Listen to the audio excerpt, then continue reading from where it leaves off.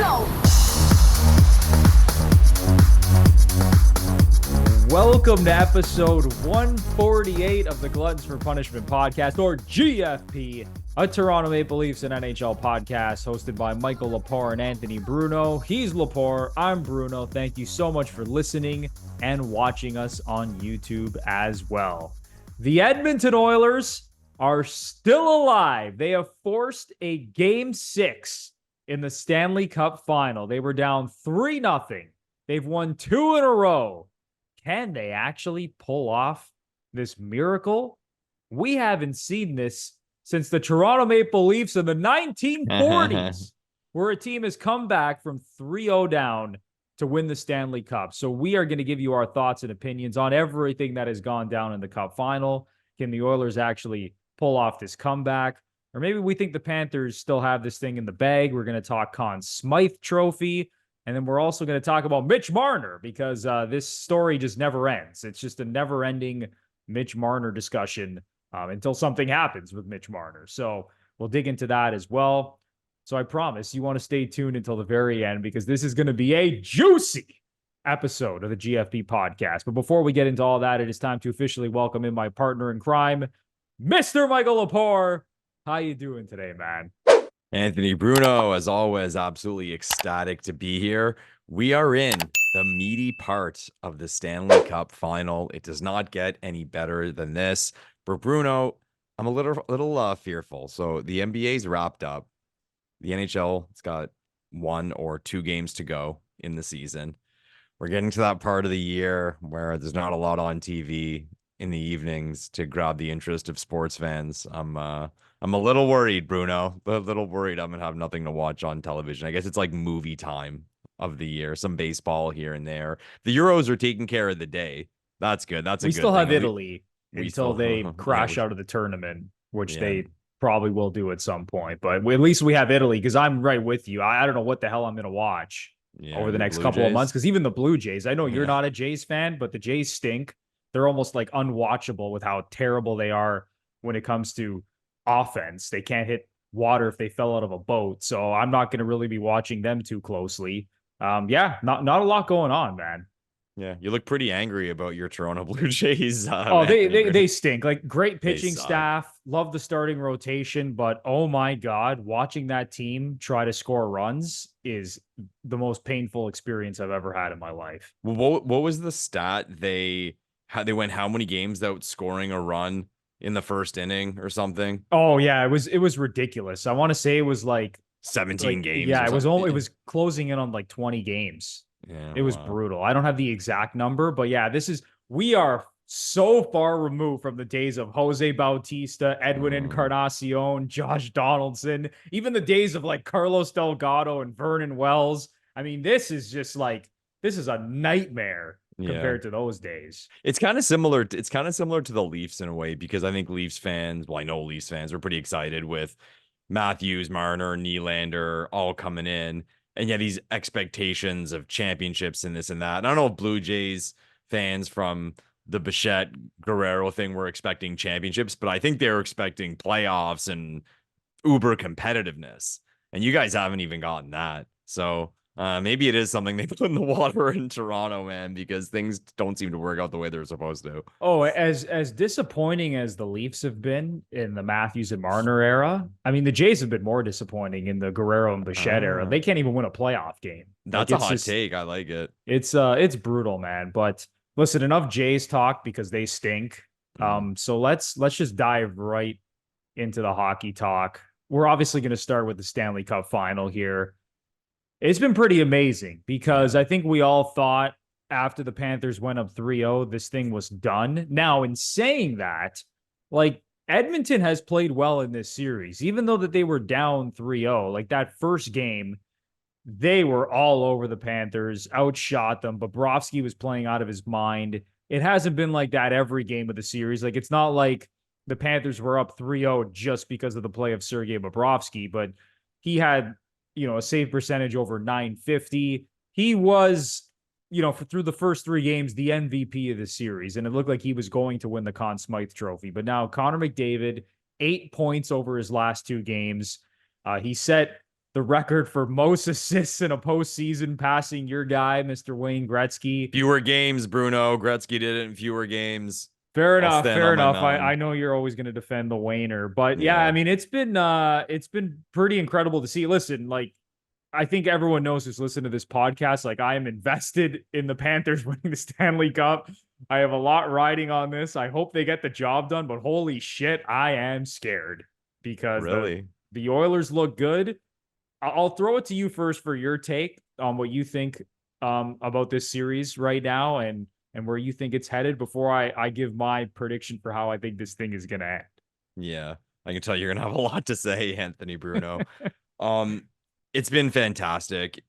This is what we all want to see as hockey fans. We wanted to see a battle. I think both of us both said this was going to be a war and going to be a lot of fun, and we've gotten that. And it's interesting. That's the word, to see a team go 3-0 down, not give up, claw back, send this back home to a game 6. And to me, what's so cool about this series is it really touches on the emotional roller coaster that a series can go through. Step one, you have a team that, whether they deserved it or not, was 3-0 up. Okay. So you're thinking that team's flying high, the other team is defeated. But then that little thing comes into play, and here I am. I'm a regular human. I'm not a professional athlete, a professional hockey player, but I can't imagine what it's like to go into a game as a player when you're one win away from the Stanley Cup. Like those nerves, they're going to say, oh, it's like any other game and we're prepared and whatever. Yeah, it's No, definitely not. it's not. It's not. The old saying of gripping your stick too tight totally comes into play. Totally. So that came to fruition. Florida was shit in game 4. They were absolutely terrible. And on the other side of it, you have the Oilers, the thing of, well, their backs are against the wall. They got nothing to lose and they're playing loose. Then you go back to Florida. And it's funny because the mood I felt anyway was that everyone thought, okay, Florida's back home.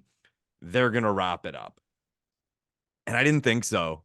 I'm like, I still think because they're expected to win now, the Oilers are going to do it. Because people talk about momentum in a series all the time if it goes from game to game. What I think anyway is the pressure's on the team that the expectation is there to win. Okay. And I'm going somewhere with this. So now we're at a point in game 5 where Florida's expected to win. And you also have a Florida team, and they're talking about this quite a bit. It's been acknowledged this is the longest distance ever between two teams in the Stanley Cup final. So the travel, Florida could have wrapped it up in 4 games, had the cup on the plane, flying back. Their families were there. Then they go home. They go home for a game 5. They're thinking, wow, we couldn't expect a sweep. And we're at home anyway now. So our families are here. But to lose that game last night, and they have to trek all the way fucking back That to Edmonton, sucks. that sucks. That is fucking brutal. And that's got to put them in a bad place. Okay. But And now, before you continue, Lepore, now all their families are yes, traveling again back to Edmonton because yeah, they flew in all the family members for game 4 when the cup was in the building in Edmonton. And now they have that extra pressure of like, fuck, now we're flying out all our family members again. Like shit's getting real, man. yeah. But now I'm going to go this way. Most people thought that Florida was going to win that 4th game, I think. Then it went back to Florida. And again, people thought Florida was going to win that game. Now we're in a position where people think the Oilers are going to win in 6. People are thinking that they're just going to blow them out of the building. And now I'm not going to say, one pressure. I'm not going to say one team has more pressure than the other because it's a Stanley Cup final. It's on both teams.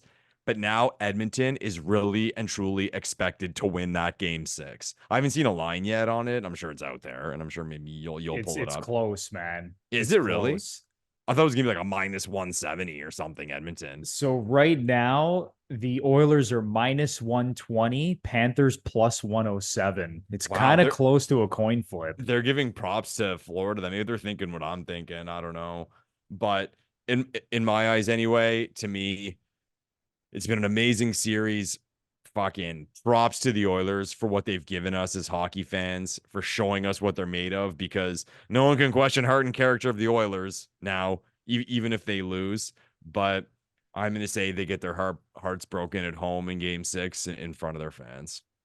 I think that's a great take, Lepore, because we are on pretty much the exact same wavelength. Boring. Cue the comments if I were boring and we're all saying the same thing. I didn't want to ruin I didn't want to give my take out right away, but man, I am right there with you. I think Florida is going to win game 6. And I love the take you had, how now everyone is expecting the Oilers to win. Connor McDavid, 8 points in his last 2 games. Back to Edmonton. The quote, we're gonna drag them back to Alberta. That's all everyone was saying after they won game 5, right? We dragged them back to Alberta. And now everyone thinks that they're gonna win. They're riding high.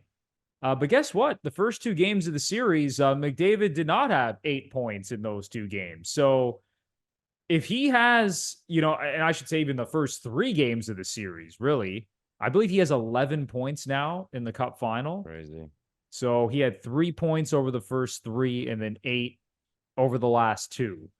If McDavid doesn't show up and have a big game in game 6, I mean, this team is probably going to be in trouble. Wow. And Stuart Skinner, he's elevated his game because he wasn't great at the start of this series, and he's been really good in these last couple of games. How long is that going to continue? I just think this Panthers team, they're going to find a way here. Even in the last game, man, they really made it interesting at the end before McDavid scored that empty netter. I genuinely thought they were going to tie the game and that thing was going to go to overtime. When Edmonton hit the post on that empty netter, out loud, I'm like, hockey gods, here we go. I was waiting for Florida to score. Florida, you could just sense, even though Florida was down, they smelled the blood in the water and they're like, now is our time to strike. We're down, but we're going to tie this thing up and we're going to win this shit in overtime. That's what it really felt like watching the game. But yeah, now we're going back to Edmonton. Everyone's talking about McDavid. Everyone's talking about how he's going to win the Conn Smythe. He's doing things we haven't seen since Gretzky. Oh my God, they're on home ice. They're going to force game 7. I think this is when the Panthers finally show up and say enough is enough. And they're going to take this game. And we saw what they did in game 3. Everyone thought after those first 2 games, we're going to go to Edmonton. The crowd is going to blow the ceiling off of the building. And the Panthers shut them up, played a great game 3 and went up 3-0. So it's going to take one more effort like that. And I think the Panthers get the job done in game 6. Yeah. I mean, are they bringing back Shania? That was the rumor. Is it going to happen? Maybe, because it sure as hell worked out for Edmonton. Jeez. But speaking of singers, man, Florida could have won the Stanley Cup at home. I hate to criticize a singer, like a national anthem singer or singers, because they had 2 different ones, one for our anthem, one for the American anthem. Those were brutal. Yeah, not good. Boring. And I thought right away, I'm pretty sure, I know Ariana Grande, everyone knows she's a Panthers fan. They show the clips of her riding the Zamboni as a kid. I think she even sang the national anthem as a kid. Fucking bring out Ariana Grande for the cup clinching game. Ariana Grande game 6 national anthem. Well, I mean, I guess it would have to be game 7 at this point now. Yeah, now it's game 7. I hope she doesn't come out because I want this thing to end in 6 selfishly as well. Yeah, they got to do something, man. Florida, frig, man. It's time for a quick break for a word about Manscaped. Now that the Toronto Maple Leafs are out of the playoffs, are you ready to enjoy the summer just like the Leafs? Because if you are in luck, because our friends over at Manscaped have you covered from head to toe this summer season. With the Performance Package 5.0 Ultra, this ultimate all-in-one grooming kit is set to have you looking and feeling your absolute best. Trust Manscaped and unlock the confidence you need to turn heads this summer. Join the 10 million men worldwide who trust Manscaped for 20% off and free shipping at manscaped.com using our exclusive code GFP20. Lepore, Manscaped never disappoints, unlike the Toronto Maple Leafs. They always disappoint, Anthony Bruno. Gentlemen, if you are like Anthony Bruno and you have a villa on Lake Como and you rock your Speedo on the beach next to George Clooney's villa, make sure you look the part, make sure you're silky smooth, and use products from Manscaped. Like Bruno said, promo code GFP20 for 20% off and free shipping. You heard him. Head to manscaped.com for 20% off and free shipping using our exclusive code GFP20. That is code GFP20 at manscaped.com for 20% off and free shipping. I promise you will not be disappointed. It's time for an important message from BetterHelp, a sponsor of today's episode. Sometimes in life, we go through difficult times, whether that's personally, whether that's in a relationship, and your mental health cannot be ignored. And a lot of times, you can't tackle these situations by yourself. You need help. And that's where BetterHelp comes in. They make therapy easier and much less intimidating for a lot of people. BetterHelp lets you have therapy sessions as a phone call, video chat, or even messaging, whatever is most comfortable for you. BetterHelp will connect you with one of 30,000 therapists in their network, and in most cases, you'll be connected with a therapist within 48 hours. So go to betterhelp.com/GFP for 10% off your first month of therapy. Lepore, this service is incredible. It is incredible, Anthony Bruno. Mental health is something that's very serious, and be aware if you're going through a dark time, you do not have to try to beat this thing alone. There are services out there that can provide you with some great help. BetterHelp is number one when it comes to that. As Bruno mentioned, there are different ways you can get in touch with people, different ways you can contact people. It's all up to you. Go to betterhelp.com/GFP. Join 4 million people who have used BetterHelp to live healthier and happier lives. So go to betterhelp.com/GFP for 10% off your first month of therapy to connect with a therapist and see if BetterHelp is right for you.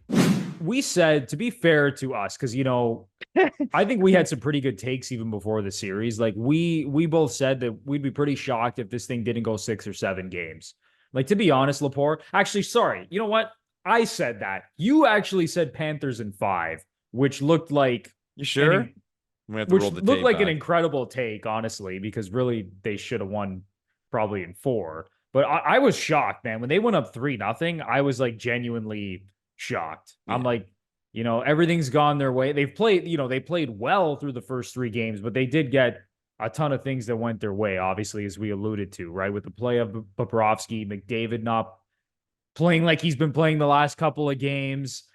Skinner wasn't playing that well. Like, everything was going Florida's way. And now the tide has turned. So I listen, I think we're kind of right where this thing should have been all along, going 6 or 7 games. And now it's just a matter of who's going to show up when the pressure's really on here, because everyone's expecting the Oilers to win, as you said. And that's probably when the Panthers are going to strike here. And I think it's actually a good bet to take them as underdogs in this game. Listen, I already, I have Cup futures on the Panthers. I have a Barkov, Conn Smythe future, but I might even put some more money on the Panthers to win game 6. Barkov, Conn Smythe. I don't know about that one, how that one's looking right now, Bruno. I looked like a genius when I was saying Bobrovsky. Now I don't even. Oh, yeah, your Bobrovsky take looked incredible, but now it's like, so here's where we're at with the Conn Smythe. Perfect segue. McDavid is now like a big favorite to win the Conn Smythe. And it seems like, win or lose, he's going to win the Conn Smythe Trophy, just with the points that he's put up, passing Gretzky for most assists in a postseason. Sorry again, Lepore. So now, even if they lose game 6 or lose game 7, he's probably going to win. I think really the only guy who can steal it from him now, and maybe I'm saying this also because I'm looking at the betting odds, but it actually is Barkov, because Bobrovsky has now had like 2 rough games in a row. His numbers have taken a hit. But I think it's going to take like a huge effort from any Panther to win at this point. Like, I think win or lose, McDavid is taking this thing home. Yeah, I think so too. I think it would be pretty criminal for them not to give him the award. He broke the assist mark of Gretzky. You go back to the 70s. Flyers won the Cup in 74-75. In 76, they lost in the finals to Montreal. But Reggie Leach, he won the Conn Smythe for the Flyers because he broke the record for most goals. So I think we would see a similar situation here for McDavid. And what he's doing, win or lose, is phenomenal. Yeah, there's people talking about Mount Rushmore, or they have their levels of players.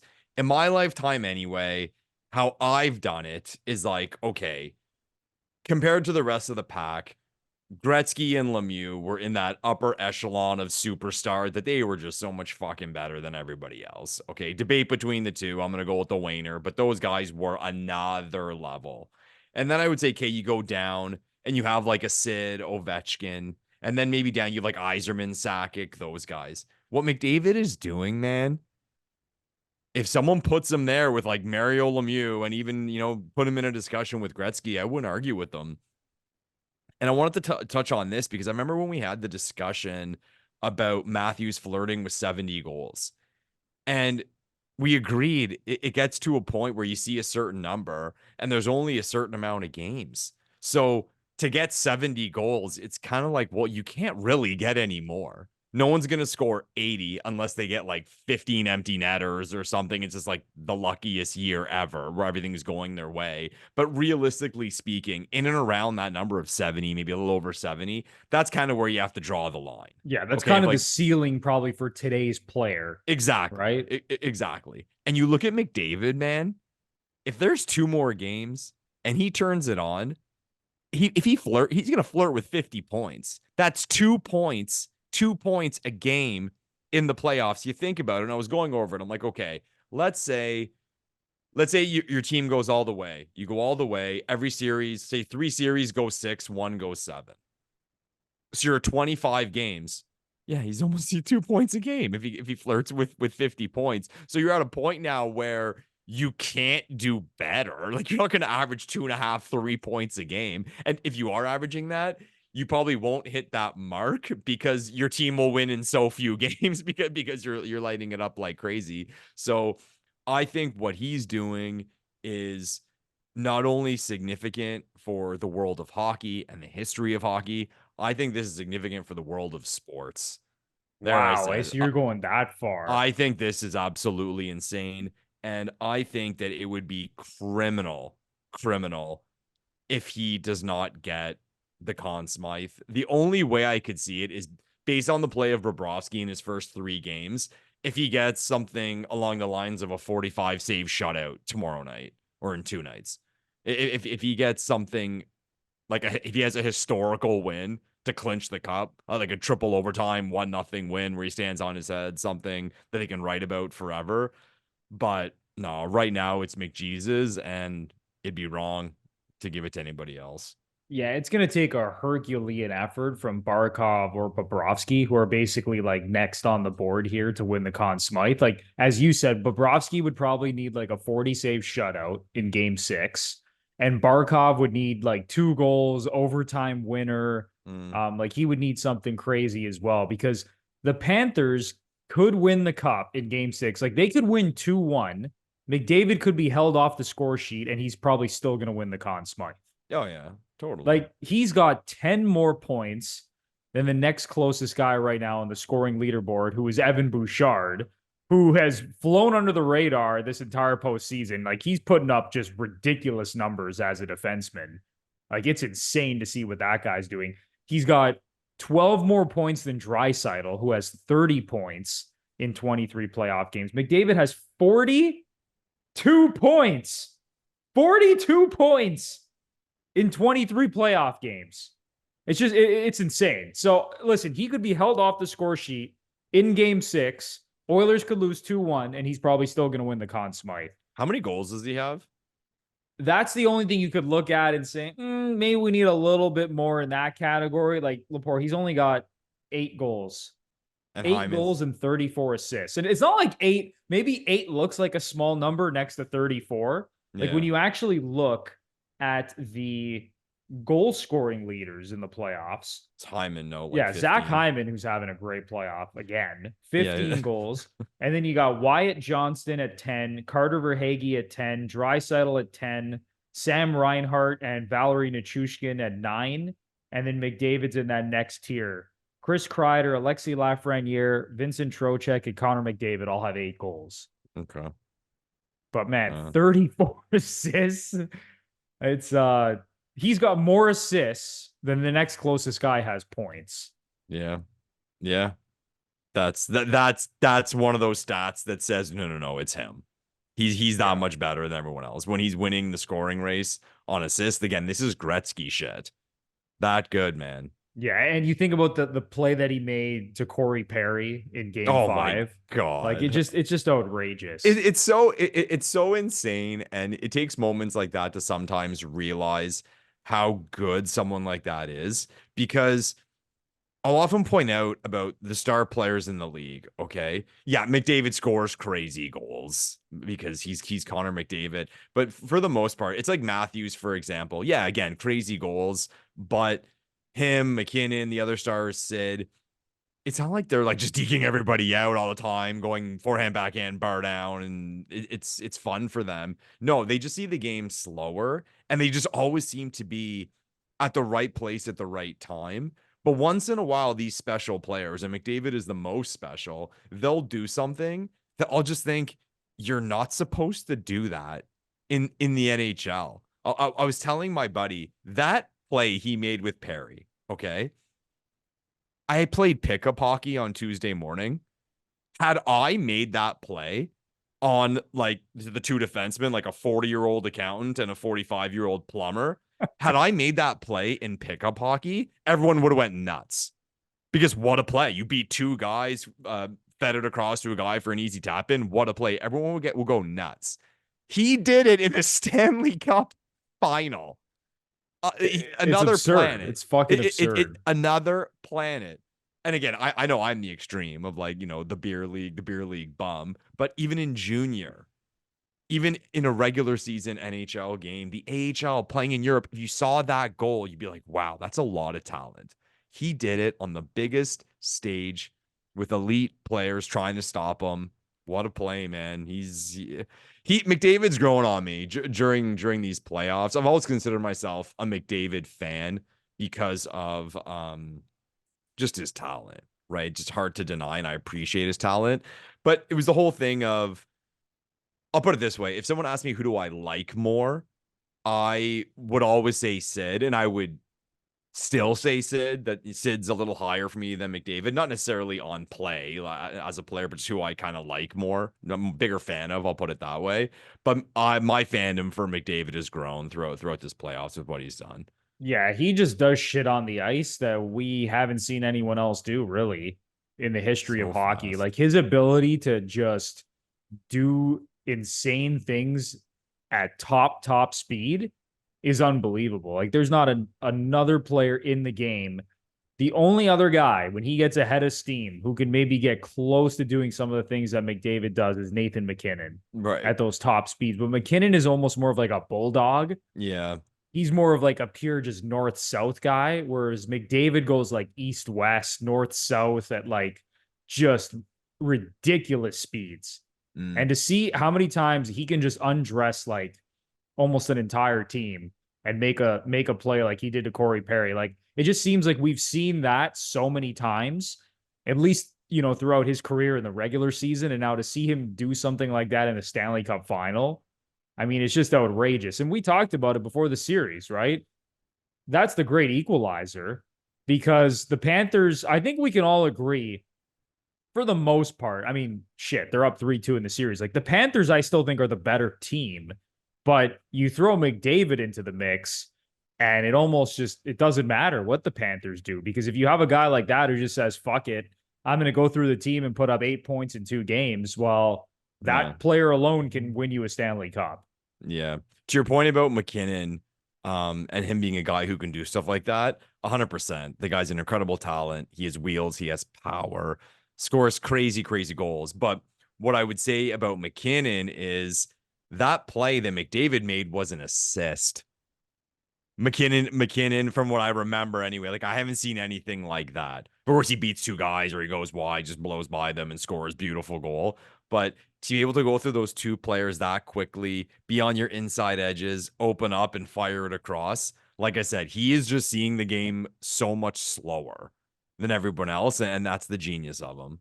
Yeah, I know it's incredible to watch. But like I said, he has an off game, which we saw throughout the first few games of the series. That's all. Just it takes hanging on, point. Bruno? Just hanging on. That's all it takes at this point, Oilers fans. McDavid has one off game, and by off game, it's like 1 point. Not 4 points. Yeah. If he gets like 1 point, an assist, like the Oilers are in deep shit, at least in my opinion. So that's the issue here for Edmonton, is that he is doing so much on his own, and it's not like it's just McDavid, but a lot of this is really McDavid, who's obviously dragged them back into this series. So if the Panthers are able to shut him down like they did over those first 2 to 3 games, then they're probably going to take home the cup.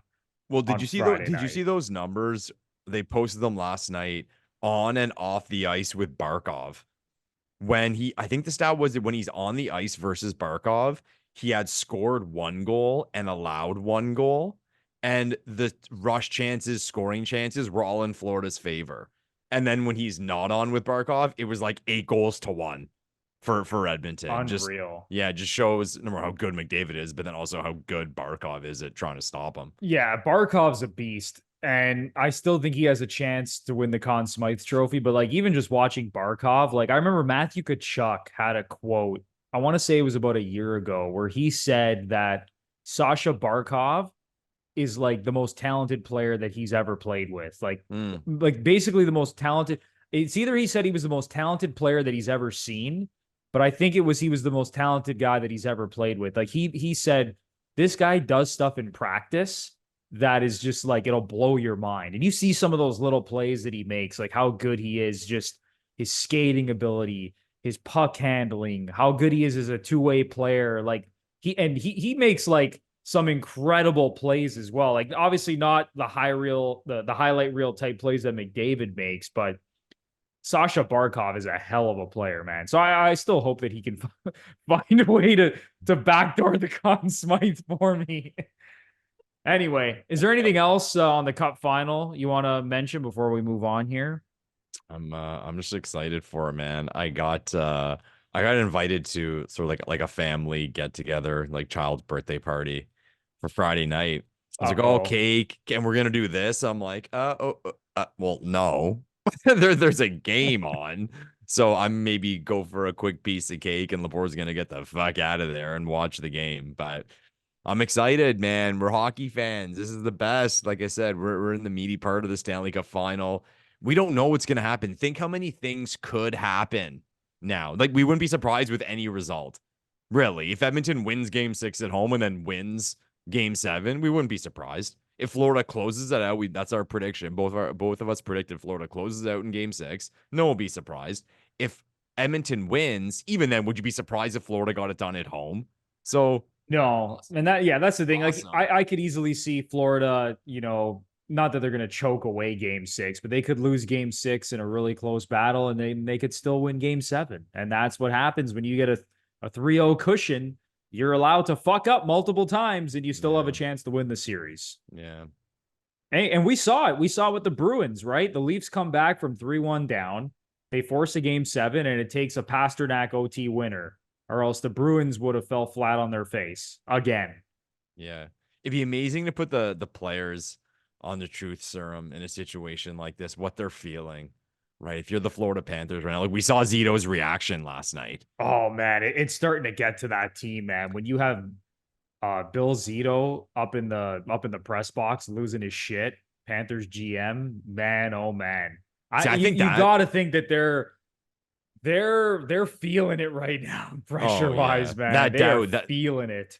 That doubt's creeping in that locker room. It has to be. But as far as Zito goes, and I know it was an emotional moment, I'm sure if he could relive it, he wouldn't have done it. I thought that was a terrible look. Because what the point I just made, the doubt is creeping in. Well, you just showed us it is. Because your frustration just came out to play in full force.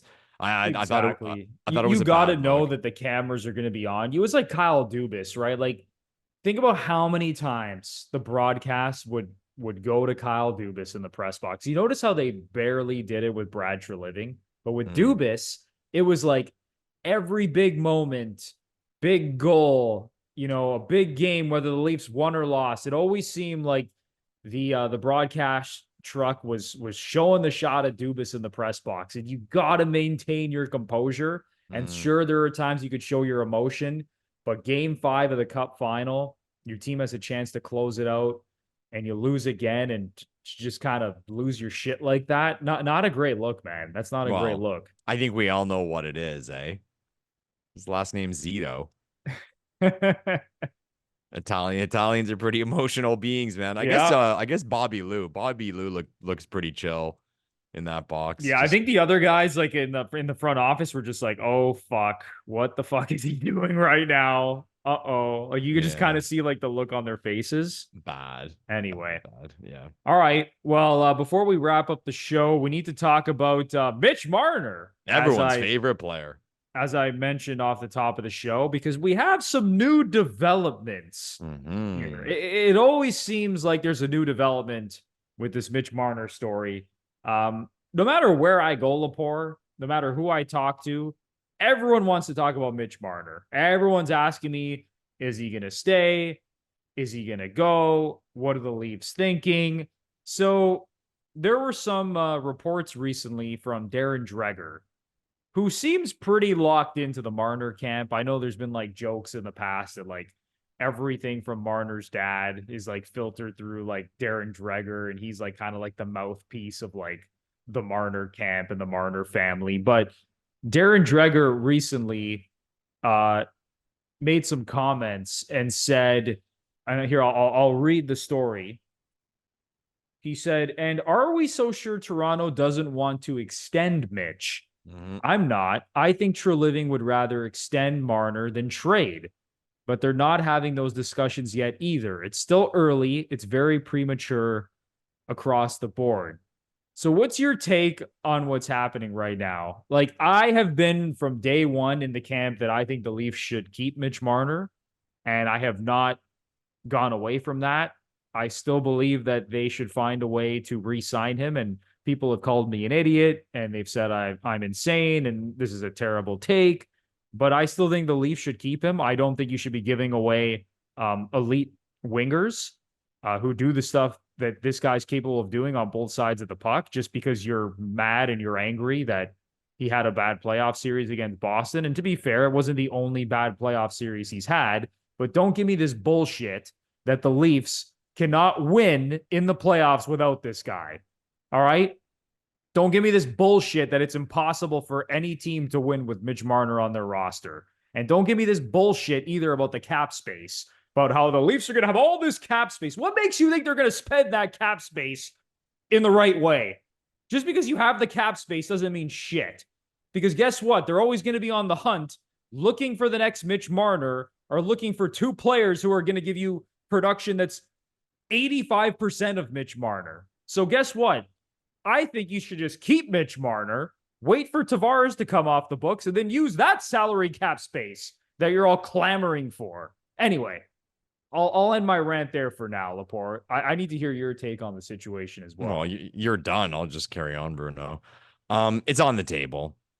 People don't want to say that out loud, but the fact of the matter is, a player of Marner's age who is approaching free agency, a contract extension is on the table. It's a definite possibility. And we've talked about this ad nauseum. I think everyone who talks Leafs has done that. But he thinks, I mean, I say he, Dreger, that Treliving, if it was up to him, would re-sign Marner. I think he would too. And I don't know why. Like, I don't know Brad Treliving. I have no inside information here. But I don't think that's the guy or that's how he would want to free up cap space, because you touch on it, Bruno. It's hard to fill in a positive way. And you look at how the league is going, right? And the way these star players, we're getting into these numbers. Okay, they look astronomical. They do, right? But at the same time, you have your certain amount of guys on a roster, and then you have a cap. You're getting to the point now where an average player is making what, like $4 million a year. So really the value, like an average player, $4 million. So if a guy's making 10, 11 million, because he's 2.5 average players, well, yeah, that seems fair to me. So again, I have no inside information on this. And Bruno will take a joke that make a joke that I often do. But I think if it was up to Trev, he would extend Marner. But then the caveat is, well, what's the number? And how's Marner's camp going to approach this? Are they going to play out the year? So I just think that's what's going to happen. If I have to make a prediction here, whether or not Mitch Marner is a Toronto Maple Leaf in 25-26, that I don't know. But I think he plays the year in Toronto. I think he finishes next season wearing a blue jersey. Yeah, I mean, I hope he does. I think he's taken a lot of crap during this process. And listen, you could say that a lot of it was brought on by Mitch Marner for not performing up to his standards in the playoffs. And again, not only in this past series against Boston, but he's had some rough moments in his playoff career with the Toronto Maple Leafs. But guess what? So has Austin Matthews. People just want to forget that Austin Matthews, he hasn't lived up to expectations in the playoffs either. Go look at his playoff numbers. He's not putting up McDavid and Draisaitl numbers in the postseason. And I get it. Some of this is due to the fact that Mitch Marner's contract is up right now. Like Matthews has been extended. Nylander has been extended. No one's really talking about John Tavares because, he's not as polarizing as Mitch Marner is, even though his contract is coming to an end as well here. Marner is obviously the better player. You could probably get, more value in trading Mitch Marner. I don't know if this is the perfect comparison, Lepore, but we just saw the Boston Celtics win the NBA championship. And where I'm going with this is, if you're not a big basketball fan, I'll kind of give you a backstory here on this Celtics team. So their two best players are Jason Tatum and Jaylen Brown. Okay. These guys at a very young age, like were making the playoffs, were already like leading this team to pretty significant heights. Like they got to an NBA finals where they lost to Golden State, multiple trips to the conference finals, but they just couldn't quite get over the hump. And so many off seasons went by where not only Celtics fans, but, fans from around the NBA were saying the Celtics got to trade either Jason Tatum or Jaylen Brown. They can't keep these two together. These guys can't lead this team to a championship. Well, lo and behold, sometimes it pays off to be patient in sports. Sometimes it takes time. And I'm not saying that, we haven't been patient with Matthews, Marner, and Nylander. Like shit, they just finished their 8th year in the league and they only have one playoff series victory. But guess what? They have not missed the playoffs their entire career. Go look at the Ottawa Senators, who we've talked about multiple times on this podcast. They have their entire core locked up long term. That team can't even sniff the playoffs. They can't even get into the playoffs. Like things could be very different here. Everyone wants to trade Mitch Marner and break up this core. Making one wrong move like that could jeopardize this team's like playoff chances. Yeah, see that touches on, or that connects to my point about Treliving. You have to think from his perspective, it's about optics. If he knows, okay, and I've made this point a million times, we all know that a team with Matthews, Marner, Nylander, Tavares, and Riley can sleepwalk into the playoffs. They're going to hit 100 points. Even if it's a bad year, they're going to get into the playoffs. They'll be fighting for home ice advantage. Okay. To me, it's tough, and I'm not saying he won't do it, but it will take a lot of balls for Treliving to throw that in the trash. Because regarding what you do with the money, if you lose Mitch Marner and it's not replaced well, maybe now you're fighting for a playoff spot. That's a possibility. What if one of the signings they make, or one of the trades, or the trade they make, it comes with a player that's an absolute disaster? And we're Leafs fans. We've seen that before. That to me is why it's so risky on the way of Treliving. And again, about optics, I think it's tough to get away from, I can get this. I know this team's in the playoffs and I can tweak around things I have to tweak with. And I have no idea what's in Trev's head. I'm just saying it will take a lot of balls, and I'll respect the hell out of it if he does take that risk and leaves himself out there, because it could make him look really bad if it doesn't work out. And even beyond it's more to do with what he does with that trade, or if Marner walks, or the free agency signings, however it plays out. It's more about that. I mean, Marner leaving, people want it. He won't get killed. I don't think he'll get killed for that no matter what. but it's a lot of pressure to fill that money properly. Oh, yeah, and look what A lot happened of with the pressure. Tkachuk trade. And I know Treliving's hands were tied, and Tkachuk went to him and said, like, I don't want to sign here long term in Calgary. And, you know, Treliving, he kind of didn't really have a choice, but look what happened there. I mean, the Panthers have been in back-to-back Cup finals, and the Flames are kind of a dumpster fire right now. And, you know, they gave that money to Jonathan Huberdeau, and he has fallen off the face of the earth. Like, there's a fine line here, man. Like, this could go south real quick. And like, can we just think logically about this for a second? So the cap is rising next season by 4 million. John Yeah. Tavares, his $11 million contract is coming off the books. That's an extra $15 million. Can we just like deploy a little bit of patience here? And maybe it takes like one extra season to kind of get to like the optimal point where like all that cap space is opened up. You move forward with Matthews, Marner, and Nylander. You get Tavares out of here and off the books, and then you kind of figure it out from there. Because another thing I would say is, okay, everyone's talking about the cap space with Marner. Well, be very careful here because, you know, I've heard people say like, oh, just go out and sign these free agent defensemen like Brandon Montour. You got to be very careful with guys like that as well. Like Brandon Montour, okay, this is just one example, but he's a 30-year-old defenseman. And listen, I don't even think he's been Florida's best defenseman throughout the playoffs. Like Gustav Forsling has been a beast. Aaron Ekblad's been really good. So now you want to go out there if you're Brad Treliving and pay a 30-year-old defenseman $7 to $8 million a year on a long-term deal, which it's probably going to take to get Brandon Montour. Like that's a very scary thing to do. Like you could very easily take that 11 million, a shade under 11 million that's been going to Marner, and you could very easily spend that in a terrible way. So Yeah. that's why, like, the people that are saying the cap space, that's the most important thing. What makes you think the right decisions are going to be made and that cap space is going to be used optimally? I'm not saying Brad Treliving sucks at his job and he's going to make bad decisions, but holy shit, man, that could go south really quick. Yeah. Well, we've all seen people post about potential trading partners, and Vegas comes up, and there's deals with Pietrangelo. He's turning 35 this year. 35. Again, we're Leafs fans. Shouldn't we be afraid of that? We're just gonna get the guy at the worst possible time, and he's gonna fall off a cliff. Watch. If something like that happens. I have even It's heard the hard, Shea man. Theodore rumors from Vegas. Yeah, Like that I could get behind because he's obviously a younger guy. Like he's pretty close in age to Mitch Marner, really good player. Like I can get on board with like a Shea Theodore type package. Would Vegas be willing to do that? Who the hell knows? They've made some like very aggressive decisions during their 10 years in NHL team, and it's paid off.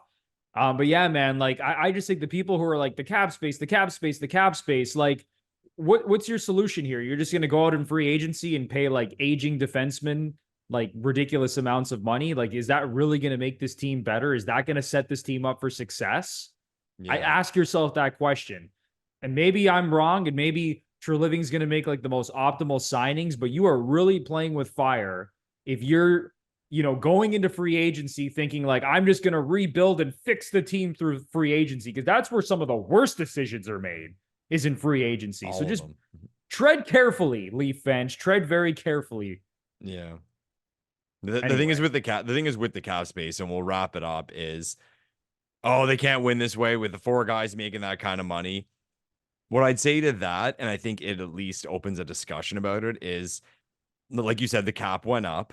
At this point, it's 1 year of it because Tavares will be gone or re-sign out the cheap. And we're at a point where we're going to be saving on our goaltending. Like Joseph Wall is going into next year. I'd like to think he's going to be the starting goalie, and it's probably going to be a split of games, but I think he's going to be the A1. So whoever they also get, we're going to get really good value on goaltending.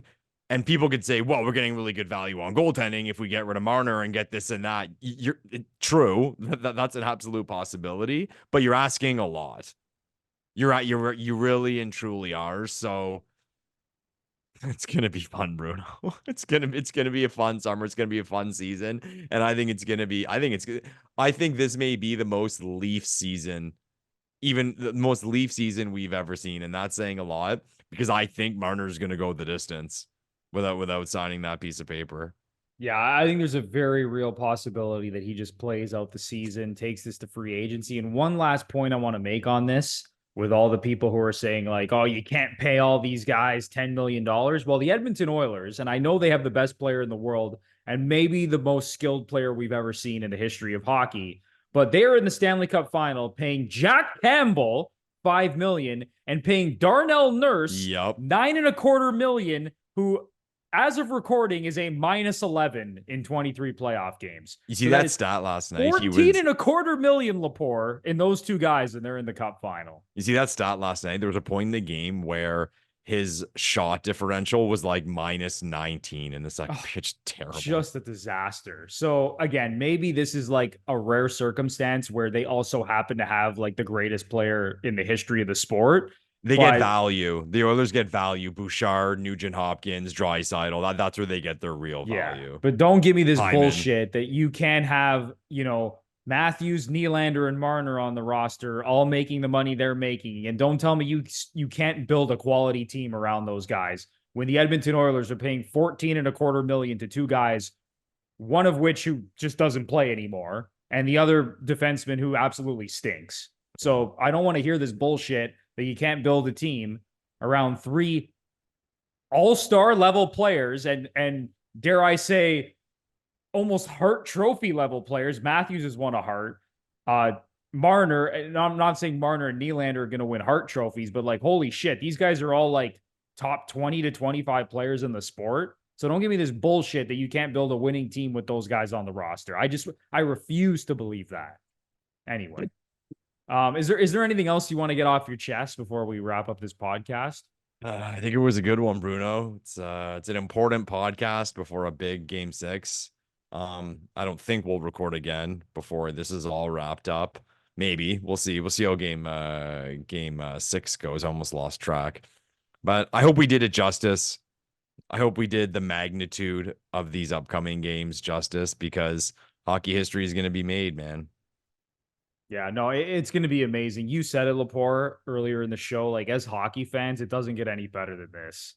Game 6 of the Cup final, Connor McDavid playing like Wayne Gretzky right now. All the pressure on the Panthers to not blow this.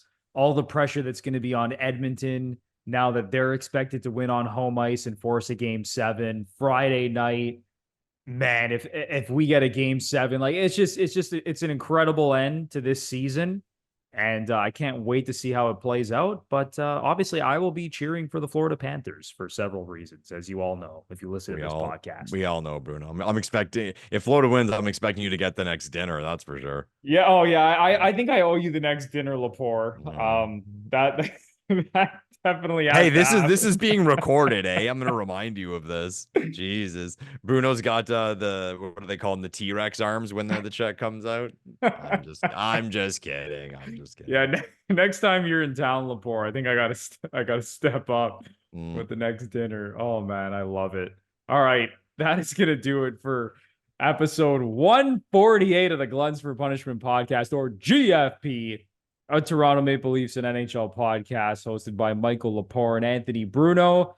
I say this at the end of every episode, but listen, if you're a first-time listener or a long-time listener and you really enjoyed the show, please consider giving us a 5-star rating and review on either Apple or Spotify. And if you're watching us on YouTube and you really enjoyed the show, it would help us so much if you just smash the like button, subscribe to the channel, leave a comment down below giving us your take on this series and who you think is going to win the Stanley Cup, and ring the notification bell while you're at it so you know exactly when the GFP podcast is posting some new content.